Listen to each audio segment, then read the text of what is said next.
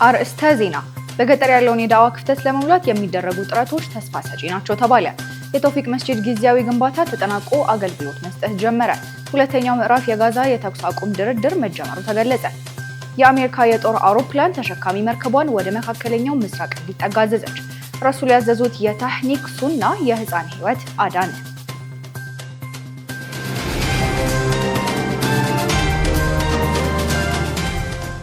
አሰላሙ አለይኩም ወራህመቱላሂ ወበረካቱ። የተደራችሁ የነጃሺ ቴሌቪዥን ተመልካቾች እንደምን አላችሁ? ነጃሺ መረጃችን ተጀምሯል። ከመረጃዎቹ ጋር ሀያት ሰኢድ ነኝ። አብራችሁን ቆዩ። በገጠር ያለውን የዳዋ ክፍተት ለመሙላት የሚደረጉ ጥረቶች ተስፋ ሰጪ ናቸው ተባለ።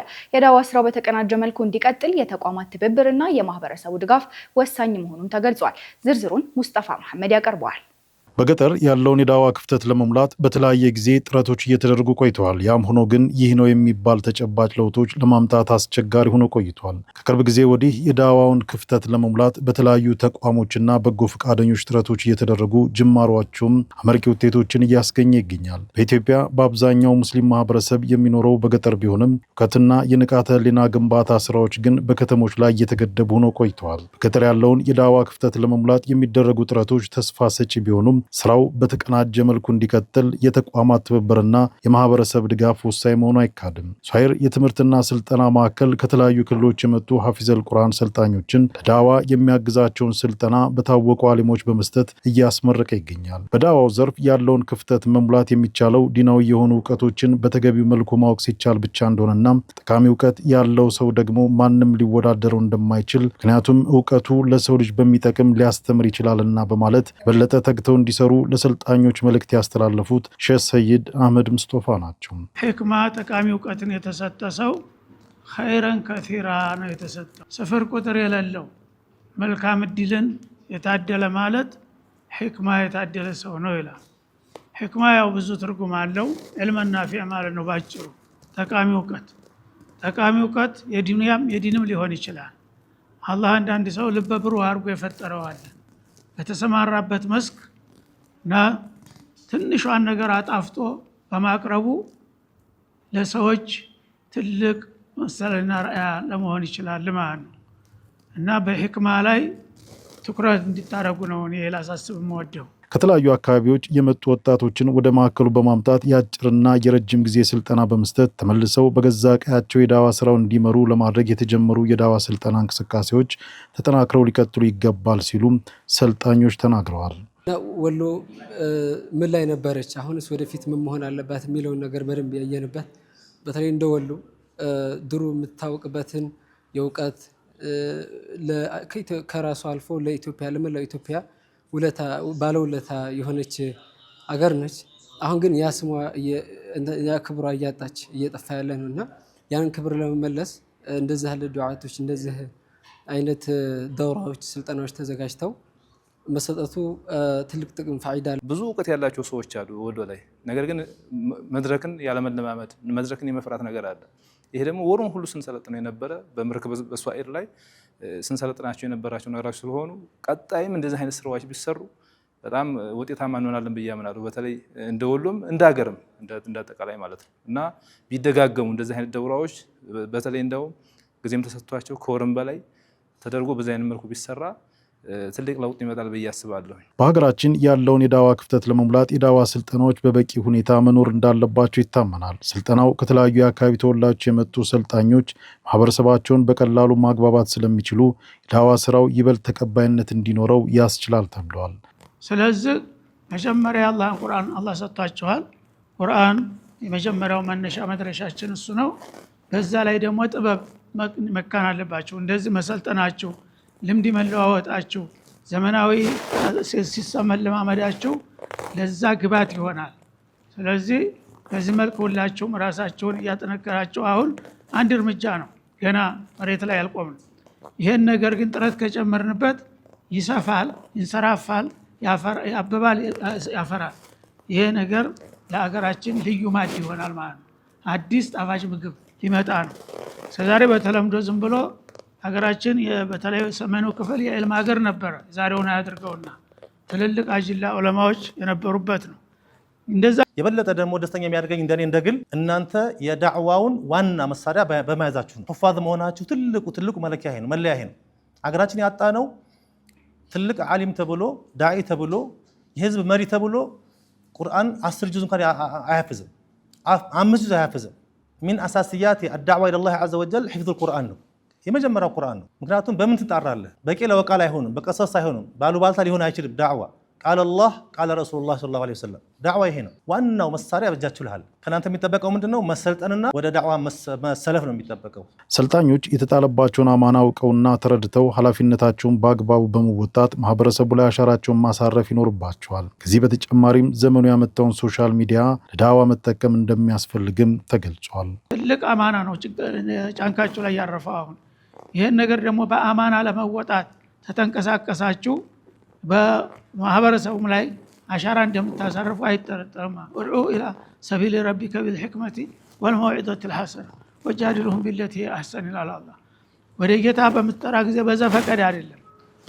አላህ ባስታጠቀ ተጠቀም እንደ ቢልሂክማ ኪታቡላህ ወሱነቱ ረሱሉላህ አለ ያንን በጣፋጭ አንደበት በትህትና በስነ ምግባር በጥሩ ነገር አስውበህ ጥራቸው ይላል ያኔ የሰው ልጆች ይሳባሉ የግድ የሙስሊሙ ማህበረሰብ አባላት በቂ ስልጠናና ትምህርት በመውሰድ ለሌላው ማህበረሰብ ማድረስና በተቀናጀ ሁኔታ ዳዋ በመስራት በዳዋ ላይ ያለውን ክፍተት በመቅረፍ የዳዋ ስራው በተቀናጀ መልኩ እንዲቀጥል ተቋማት ትብብርና የማህበረሰቡ ድጋፍ ወሳኝ በመሆኑ አጽንኦት ሊሰጠው ግድ ይላል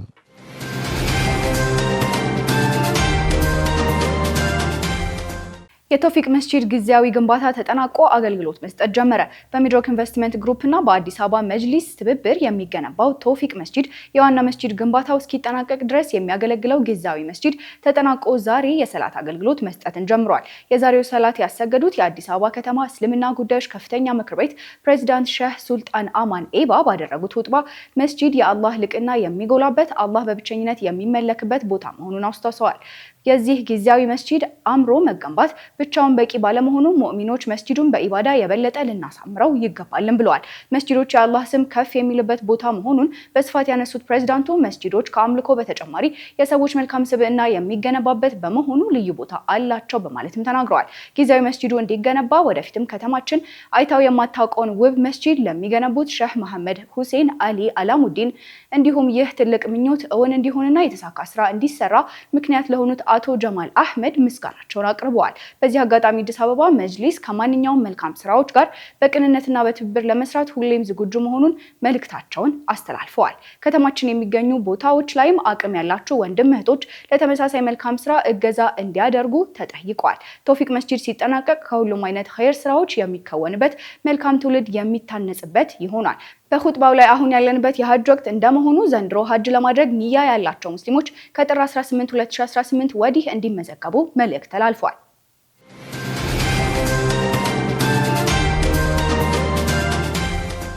የቤት እድለኞች የሐሰተኛ መረጃ ሰለባ እንዳይሆኑ ቢሮው አስቸኳይ ማስጠንቀቂያ ሰጠ። የአዲስ አበባ ቤቶች ልማትና አስተዳደር ቢሮ በ20/80 እና በ40/60 የቤት ልማት ፕሮግራሞች የተመዘገቡ ዜጎች በማህበራዊ ሚዲያ በሚሰራጩ የተሳሳቱ መረጃዎች እንዳይታለሉ ጥብቅ ማሳሰቢያን አስተላልፏል። ቢሮው ይህንን ጥሪ ያስተላለፈው የምዝገባ ቆይታችሁን አረጋግጡ እንዲሁም የምዝገባ ሁኔታችሁን አንቁ ወይም አክቲቭ አድርጉ በሚሉ ማታለያዎች ተመዝጋቢዎች ወደ ቢሮ እየመጡ አላስፈላጊ እንግልት እየደረሰባቸው መሆኑን በማስተዋሉ ነው። በመሆኑም ማንኛውም ተመዝጋቢ የሐሰተኛ መረጃ ሰለባ ከመሆን ይልቅ የራሱን የቁጠባ ሂሳብ ቁጥር ብቻ በመጠቀም ካለበት ሆኖ በድህረ ገጽ ምዝገባውን ማረጋገጥ እንደሚችል ቢሮው አረጋግጧል። በተለይ ሰሞኑን በተለያዩ የማህበራዊ ትስስር ገጾች የሚሰራጩ የሐሰት ጥሪዎች ተመዝጋቢዎችን ለከፍተኛ እንግልትና ለተጨማሪ ወጪ እየዳረጉ መሆኑን የገለጸው ቢሮ ዜጎች ያለምንም የጊዜ ገደብ መረጃቸውን ማግኘት እንደሚችሉ አስታውቋል። ተመዝጋቢዎች ወደ ቢሮ በአካል መምጣት ሳይጠበቅባቸው የቢሮውን ይፋዊ ድህረ ገጽ በመጠቀም ያለበትን ደረጃ በቀላሉ ማወቅ ይችላሉ ተብሏል። ከዚህ በተጨማሪ ማንኛውም ወቅታዊ መረጃ የሚሰራጨው በቢሮ የፌስቡክ፣ የቴሌግራም፣ የቲክቶክ እና የዩቲዩብ ገጾች ብቻ በመሆኑ ዜጎች ጥንቃቄ እንዲያደርጉም ተመክሯል።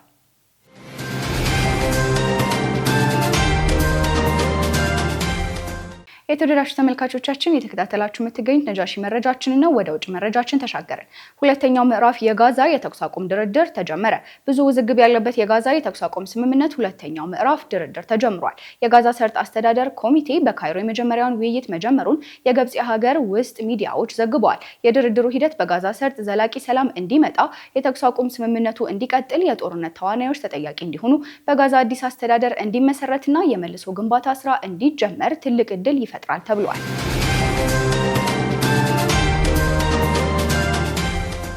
አሜሪካ የጦር አውሮፕላን ተሸካሚ መርከቧን ወደ መካከለኛው ምስራቅ እንዲጠጋ አዘዘች። አሜሪካ አብርሃም ሊንከን የተባለችው የጦር አውሮፕላን ተሸካሚ መርከብና የአየር ጥቃት ቡድን ከደቡብ ቻይና ባህር ወደ መካከለኛው ምስራቅ እንዲጠጋ ትዕዛዝን አስተላልፋለች።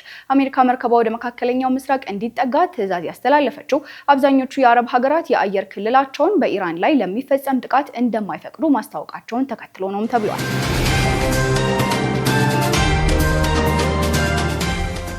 ኢራቅ በጎረቤቶቿ ላይ ለሚፈጸም ማንኛውም ጥቃት ምድሯንም ሆነ የአየር ክልሏን እንደማትፈቅድ አስታወቀች። ኢራቅ በኢራን ላይ ለሚፈጸም የአየር ጥቃትና ቀጠናዊ አለመረጋጋት የአየር ክልሏንም ሆነ ምድሯን ለየትኛውም ኃይል እንደማትፈቅድ አስታውቃለች። ኢራቅ በቀጠናው ጦር ምድሯ የአየር ክልሏንም ሆነ ባህሯን ለየትኛውም አካል እንደማትፈቅድ ዛሬ ነው ይፋ ያደረገችው።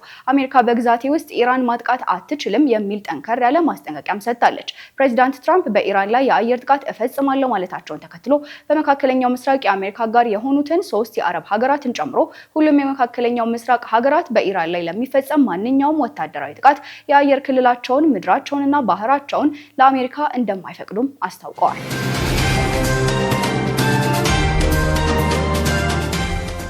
የኖቤል የሰላም ሽልማት የትራምፕ እጅ ገባ። የቬንዙዌላ ተቃዋሚዎች መሪና የፕሬዝዳንት ማዱሮ ተቺ የሆኑት ማሪያ ኮሪና ማቻዶ ትራምፕ ለነጻነታችን የተለየ ዋጋ በመክፈላቸው የተከበረውን የኖቤል ሰላም ሽልማት ሰጥቻቸዋለሁ በማለት አስረክቧቸዋል። የኖቤል የሰላም ሽልማት ኮሚቴ ሽልማቱ ለሌላ አካል ተላልፎ እንደማይሰጥ የገለጸ ቢሆንም ማቻዶ የኖቤል የሰላም ሽልማቱን ለፕሬዝዳንት ትራምፕ ሰጥተዋል። ማቻዶ ፕሬዝዳንት ትራምፕን ካገኙ በኋላ በካፒቶል ሂል ለጋዜጠኞች በሰጡት መግለጫ ለካራካስ ነጻነት ሪፐብሊካኑ ዋጋ ከፍለዋል ብለዋል። የቬንዙዌላ ተቃዋሚ መሪ እና የሰላም ኖቤል ተሸላሚ ኮሪና ማቻዶ የኖቤል ሽልማትን ያገኙት ቬንዙዌላን ከአምባገነናዊ ወደ ዲሞክራሲያዊ መንግስት ለማሻገር ባደረጉት ጥረትና ለነጻነት በከፈሉት ዋጋ ለትራምፕ ሰጥቻለሁም ብለዋል።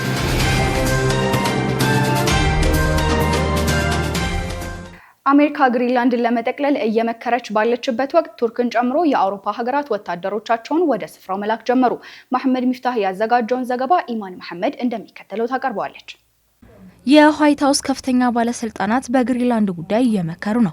ባለስልጣኑ ለእያንዳንዱ የግሪንላንድ ነዋሪ ከ10,000 እስከ 100,000 ዶላር በመስጠት ወደ አሜሪካ እንዲቀላቀሉ ጥያቄ አቅርበዋል። ነዋሪዎቹ በአሜሪካ በኩል የቀረበላቸውን ከ10,000 እስከ 100,000 ክፍያ የሚቀበሉ ከሆነ አሜሪካ 57,000 ለሚሆኑ የግሪንላንድ ነዋሪዎች ወደ 6 ቢሊዮን ዶላር የሚጠጋ ገንዘብ ታወጣለች። ባለስልጣኑ ይህንን ውይይት ከመጀመራቸው ከአንድ ቀን ቀደም ብሎ የዩናይትድ ስቴትስ ምክር ቤት በፕሬዝዳንት ትራምፕ የቀረበውን የግሪንላንድ የመጠቅለል ሀሳብ አጽድቆ ነበር። ምክር ቤቱ ግሪንላንድ በኃይል ሳይሆን በግዢ መልኩ የአሜሪካ የግዛት አካል እንዲሆን ወስኗል። ፕሬዚዳንት ትራምፕ ግን ግሪንላንድ በኃይልም ቢሆን በዘላቂነት የአሜሪካ የግዛት አካል እንዲሆን አደርጋለሁ ብሏል። በሊዝ ለመግዛት የሚደረገው ሙከራ ከ10,000 እስከ 100 ዓመት ብቻ ነው፣ ያ ደግሞ ዘላቂነት የለውም ብሏል። ትራምፕ ለምክር ቤቱ እንደገለጹት ቻይናና ሩሲያ ሳይቀድሙን ግሪንላንድን የራሳችን ማድረግ አለብን ብሏል። የኔቶ አባል የሆነችው ዴንማርክ ግዛት የሆነው ግሪንላንድ በተፈጥሮ ሀብቷ ክምችት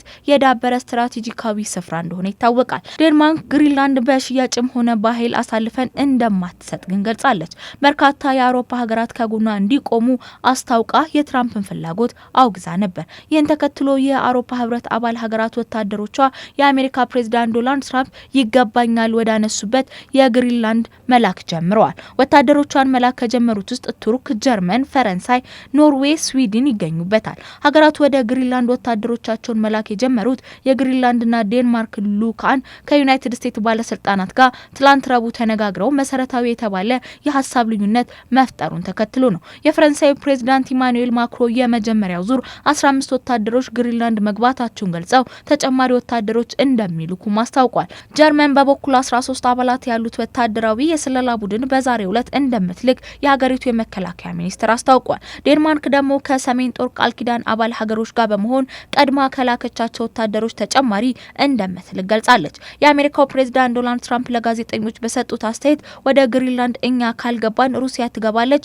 ቻይና ትገባለች። ይህ ከሆነ ግሪንላንድ የምታደርገው ነገር የለም፣ ስለዚህኛ ሁሉንም ነገር እናደርገዋለን ሲሉ ተደምጠዋል። የፕሬዝዳንት ዶናልድ ትራምፕ በታላቋ የግሪንላንድ ደሴት ላይ ያሳዩት የመጠቅለል ፍላጎት በሰሜን ቃል ኪዳን ጥምረት ላይ መለያየት እንዳያስከትል ብርቱ ስጋትን ፈጥሯል። በተለየ ሁኔታ ጀርመንና ዩናይትድ ኪንግደም በአርክቲክ ክልል ለመጠበቅ የኔቶ ኃይል ወደ ግሪንላንድ እንዲንቀሳቀስ ጠይቋል። ጀርመንና ዩናይትድ ኪንግደም ኔቶ የዋልታ ጋርድ ማቋቋም አለባት ማለታቸውን ተከትሎ አባል ሀገራቱ ኃይላቸውን ወደ ግሪንላንድ እየላኩ ነው። ሀገራቱ በአርክቲክ ክልል የቻይናና ሩሲያን ተጽዕኖ ለመቋቋምና የአሜሪካን ዱካ ከግሪንላንድ ለመመለስ ኔቶ ተመጣጣኝ ኃይል እንዲያሰማራ ጠይቋል። በተያያዘ ዩናይትድ ስቴትስ ግሪንላንድ በኃይል ጠቀልላለሁ ማለቷን ተከትሎ የኔቶ አባል የሆነችው ዴንማርክ ኔቶ ግሪንላንድ እንዲጠብቅ ጠይቃለች። ዴንማርክ የትኛውም የዩናይትድ ስቴትስ የኃይል እርምጃ ኔቶ መመከት አለባትም ብላለች።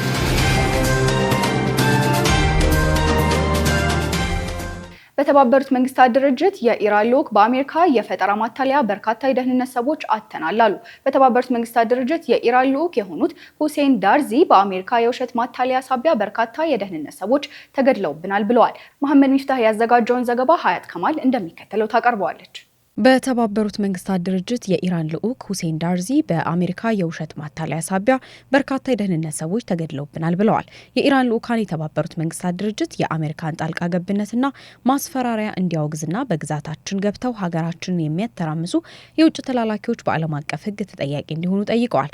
ሁሴን ዳርዚ ፕሬዚዳንት ትራምፕ የለየለት አምባገነናዊ አስተዳደርን ለመመለስና ዓለም አቀፍ ስርዓቶችን ለመናድ እየሰሩ ነው ብለዋል። ዳርዚ የመንግስታቱ ድርጅት የትራምፕን አካሄድ እንዲያወግዝም ጠይቀዋል። ትናንት በነበረው የተባበሩት መንግስታት ድርጅት ጉባኤ ላይ ሩሲያ አሜሪካ በኢራን ዙሪያ ውጥረትና አለመረጋጋትን እያቀጣጠለች ነው ብላለች። በተባበሩት መንግስታት ድርጅት የሩሲያ ቋሚ መልእክተኛ ቫሲሊ ኔቤንዚያ አሜሪካ ነገሮችን የማባባስ እንዲሁም ደግሞ ችግሮችን የመፍጠር ስራዋን ቀጥላለች ብለዋል። ኔቤንዚያ ያነሷቸው ሩሲያ ለኢራን ህዝብ ያላትን አጋርነት ገልጸው ባዕድ የጠላት ኃይሎች አሁን ያለውን ሁኔታ በመጠቀም የማይፈልጉትን የፖለቲካ ስርዓት ለመገልበጥ እየሞከሩ ነው ብለዋል። ሩሲያ ዋሽንግተን በኢራን ላይ የምትጠቀመው ንግግር እጅግ አደገኛና ኃላፊነት የጎደለው ነው በማለት ጠንከር ያለ ማስጠንቀቂያ ሰጥታለች። አሜሪካና ደጋፊዎቿ በምዕራባውያን የተፈጠሩትን የኢራን የውስጥ ችግሮች ሀገሪቱን ለማወክ እየተጠቀሙባቸው ነው ያለችው ሩሲያ አሜሪካ እንደ ዓለም ዳኛ መመሰሏንና ውጥረት የሚያባብሱ ድርጊቶቿን እንድታቆምም አሳስባለች። ትናንት በነበረው የተባበሩት መንግስታት ጉባኤ ላይ በርካታ የድርጅቱ አባል ሀገራት አሜሪካ ኢራን ላይ የቃጣችውን ስጋት ግልጽ ጠባጫሪነት ተገቢ አድርጎ የማቅረብ ሌላ ሙከራ ብለውታል። የሀገራቱ ተወካዮች ዩናይትድ ስቴትስ ውስጥ ውጥረት በማባባስና በኢራን ዙሪያ ግርግር በማቀጣጠል አዲስ ጥቃት እንደምትፈጽም እያስፈራራች ነው ሲሉ ተናግረዋል። ፕሬዚዳንት ትራምፕ በኢራን ያለውን መንግስት በኃይል እንዳለሁ ማለታቸውን ተከትሎ ሁሉም የአረብ ሀገራት የትራምፕን አካሄድ ያወገዙ ሲሆን በኢራን ላይ ለሚፈጸም ጥቃት ሉዓላዊ ግዛታቸውን እንደማይፈቅዱም አስታውቀዋል። ኢራንን በበኩሏ የውስጥ ችግሮቿን መፍታቷን ገልጻ ከውጭ ለሚቃጣባት ማንኛውም ወታደራዊ ጥቃት አጸፋ የከፋ እንደሚሆን ገልጻለች። በኢራን ጉዳይ ላይ የተለሳለሱት ፕሬዚዳንት ትራምፕ ኢራን ተቃዋሚዎችን እየገደለች አይደለም፣ በኢራን ላይ የሚፈጸም ጥቃት ላይኖር ይችላል ቢሉም የጦር አውሮፕላን መርከባቸውን ወደ ኢራን እያስጠጉም ነው ተብሏል።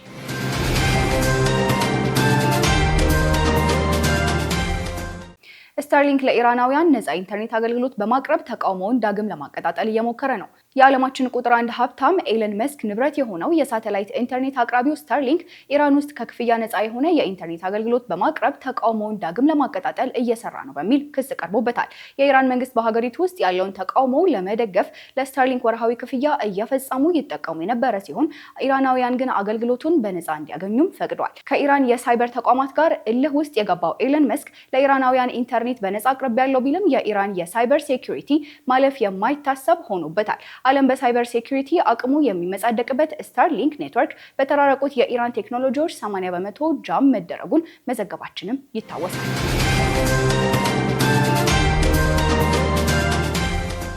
ረሱል ያዘዙት የታህኒክ ሱና የህፃን ህይወትን አዳነ።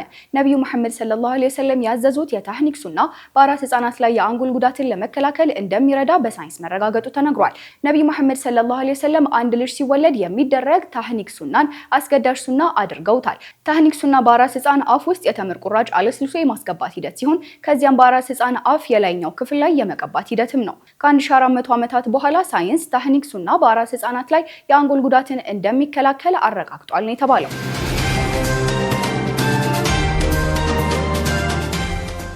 የሰውን ፎቶ ያለ ፈቃድ በማጋራቱ 25000 ዲርሃም ተቀጣ። በአቡዳቢ አንድ ሰው ያለ ፈቃድ የሌላን ሰው ፎቶ በማንሳት በስናፕቻት መተግበሪያ ለሰዎች በማጋራቱ የ5000 ዲርሃም መቀጣቱ ተሰምቷል። የአቡዳቢ የቤተሰብ የሲቪልና የአስተዳደር ጉዳዮች ፍርድ ቤት ድርጊቱ የሞራል ጉዳትን ከማስከተሉ ባለፈ የሰውየውን ግላዊነት የሚነካ በመሆኑ ቅጣት ማስተላለፉን አስታውቋል። ፍርድ ቤቱ በተከሳሹ ላይ የ5000 ዲርሃም የገንዘብ መቀጮ ከመጣሉ ባለፈ ለ6 ወራት የማህበራዊ ሚዲያ እንዳይጠቀም ታግዷል። እንዲሁም የስናፕቻት አካውንቱ ተሰርዟል ብሏል። ይህ ድርጊት በአሁኑ ሰዓት የተበራከተ ለመጣው ሰዎችን ያለ ፈቃዳቸው ፎቶም ሆነ ቪዲዮ ለሚቀርጹ ሰዎች መማሪያ ይሆናል ብሏል ዘገባው።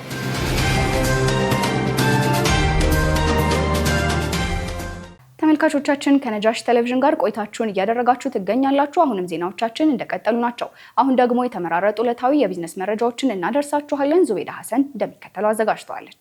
የኢትዮጵያ ኤሌክትሪክ ኃይል ከ2 ቢሊዮን ብር በላይ ትርፍ ማግኘቱ ተሰምቷል። የኢትዮጵያ ኤሌክትሪክ ኃይል ቀደም ሲል የነበረበትን ከፍተኛ ዕዳ ጫና በመቋቋምና አሰራሩን በማዘመን ለመጀመሪያ ጊዜ ወደ ትርፋማነት መሸጋገሩን የኢትዮጵያ ኢንቨስትመንት ሆልዲንግ አስታውቋል። የኢትዮጵያ ኢንቨስትመንት ሆልዲንግ ዋና ስራ አስፈጻሚ የሆኑት ዶክተር ብሩክ ታዬ ተቋሙ በ2018 በጀት ዓመት የመጀመሪያዎቹ 6 ወራት ውስጥ ከ2 ቢሊዮን ብር በላይ ትርፍ ማስመዝገቡን ተናግረዋል።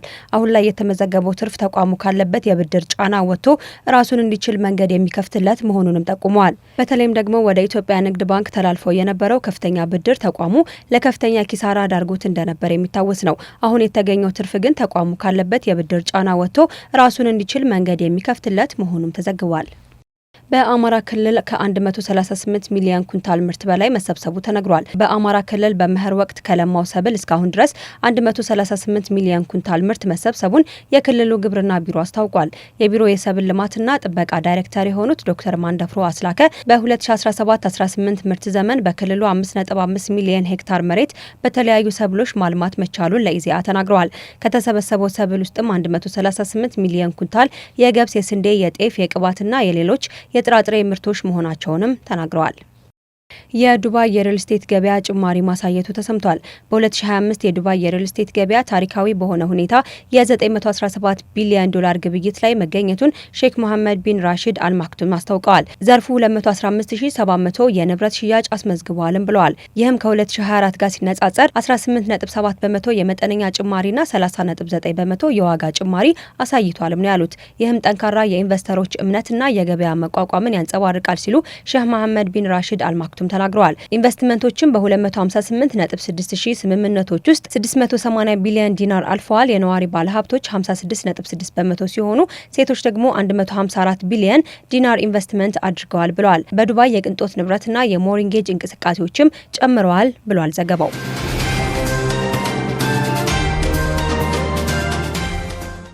በመጨረሻም የቴክኖሎጂ መሰናዷችንን እናደርሳችኋለን። ሀያት ከማል ታቀርበዋለች። ሜታ በአውስትራሊያ የማህበራዊ ሚዲያ ክልከላ ምክንያት 550 ሺህ አካውንቶችን አግዷል። አውስትራሊያ በልጆች ላይ የማህበራዊ ሚዲያ ክልከላ የሚጥለውን ሕግ ተግባራዊ ማድረግ በጀመረች የመጀመሪያዎቹ ቀናት ውስጥ ሜታ ወደ 550 ሺህ የሚጠጉ አካውንቶችን አግዷል። ከታህሳስ 10 2025 ጀምሮ የማህበራዊ ሚዲያ ኩባንያዎች በአውስትራሊያ ከ16 ዓመት በታች ለሆኑ ታዳጊዎች አገልግሎት መስጠት እንዳይችሉ የተደነገገው ሕግ ስራ ላይ መዋል ጀምሯል። የተለያዩ የዓለም ሀገራት እገዳውን በቅርበት በሚከታተሉበት በዚህ ወቅት የአውስትራሊያ መንግስት ና ጉዳዩን ደግፈው የሚከራከሩ ወገኖች ልጆችን ከጎጂ ይዘቶችና አልጎሪዝም ለመጠበቅ አስፈላጊ መሆኑን ይከራከራሉ። ሜታና ሌሎች ተመሳሳይ ኩባንያዎች የታዳጊዎችን የኦንላይን ደህንነት ለመጠበቅ መስራት ያለባቸው ተጨማሪ ጉዳዮች መኖራቸውን መስማማታቸውም ተገልጿል። ሆኖም ግን ኩባንያዎቹ አንዳንድ ባለሙያዎች አሁንም ጥያቄዎች የሚያነሱባቸው ሌሎች እርምጃዎች መሞከራቸውን ቀጥለዋል ይላሉ። ሜታ የአውስትራሊያ መንግስት ለወደፊት የተሻለ መንገድ ለመፈለግ ከኢንዱስትሪው ጋር ገንቢ በሆነ መንገድ እንዲሳተፍ ጥሪ እናቀርባለን። ለምሳሌ በጅምላ እገዳዎችን ከመጣል ይልቅ ደህንነቱ የተጠበቀ ግላዊነትን የሚጠብቁና ለእድሜ ተስማሚ የሆኑ የኦንላይን ላይ ተሞክሮችን በማቅረብ ረገድ ደረጃውን ከፍ እንዲያደርጉ ማበረታታት ሲል ጽፏል። ኩባንያው አዲሱን ህግ በማክበር በመጀመሪያው ሳምንት ብቻ ኢንስታግራም ላይ 330639 በፌስቡክ 173497 እና በትሬድስ ደግሞ 39916 አካውንቶችን ማገዱን አስታውቋል። ኩባንያዎቹ የእድሜ ማረጋገጫ በመተግበሪያው ላይ መከናወን አለበት የሚል መከራከሪያም አቅርበዋል። ይህም በተቆጣጣሪዎችም ሆነ በመተግበሪያዎቹ ላይ የሚኖር የህግ ጫናን ይቀንሳል ይላሉ። ከዚህም በተጨማሪ ወላጆች ፍቃድ መስጠት የሚችሉበት አማራጭ መፈጠር አለበት የሚል ሀሳብም አቅርበዋል። ወጣቶች የትኛውንም መተግበሪያ ቢጠቀሙ ወጥ የሆነና በኢንዱስትሪ ውስጥ ያሉ ጥበቃዎችን ለማረጋገጥ ይህ ብቸኛው መንገድ ነው ብለዋል። ይህ ታዳጊዎች የማህበራዊ ሚዲያ እገዳ ህግን ለማለፍ ወደሚጎርፉባቸው አዳዲስ መተግበሪያዎች መድረስ የሚያስከፍለውን መጥፎ ውጤት ለማስወገድም ይረዳል። ከአሜሪካ ፍሎሪዳ ግዛት እስከ አውሮፓ ህብረት ድረስ ያሉ የተለያዩ መንግስታት የህፃናትን የማህበራዊ ሚዲያ አጠቃቀም ለመገደብ ሙከራ ሲያደርጉ ቆይተዋል። ነገር ግን እድሜያቸው ከ16 ዓመት በታች ለሆኑ ልጆች ጋር ከተያያዘ አውስትራሊያ ወላጆች ፍቃድ መስጠት እንደማይችሉ የከለከለች ብቸኛው ሀገር ነች። ይህም አገሪቱ በማህበራዊ ሚዲያ አጠቃቀም ረገድ በዓለም ላይ እጅግ ጥብቅ ህጎች ካሏቸው ሀገራት መካከል አንዱ አድርጓታል። በዚህም የተነሳ ህጉ በብዙ ወላጆች ዘንድ የተደገፈና በዓለም ላይ የመጀመሪያው ሆኗል። መንግስት እንደሚለው ከሆነ እገዳው ልጆች በማህበራዊ ሚዲያ ላይ ሊያጋጥሟቸው የሚችሏቸውን ግፊቶችና አደጋዎች ለመቀነስ ያለመ ነው። አንዳንድ ባለሙያዎች ግን የአውስትራሊያ ልጆች የእድሜ ፍተሻውን የሚያካሂደውን ቴክኖሎጂ በማታለል ወይም ሌሎች ምናልባትም ደህንነታቸው ወዳልተጠበቀ መተግበሪያዎች ሊፈልሱ ይችላሉ ሲሉ ስጋታቸውን አስቀምጠዋል። አንዳንድ የአእምሮ ጤና ተሟጋቾች ደግሞ ይህ ህግ የወጣቶችን መስተጋብር የበለጠ ይጎዳል ሲሉም ይከራከራሉ።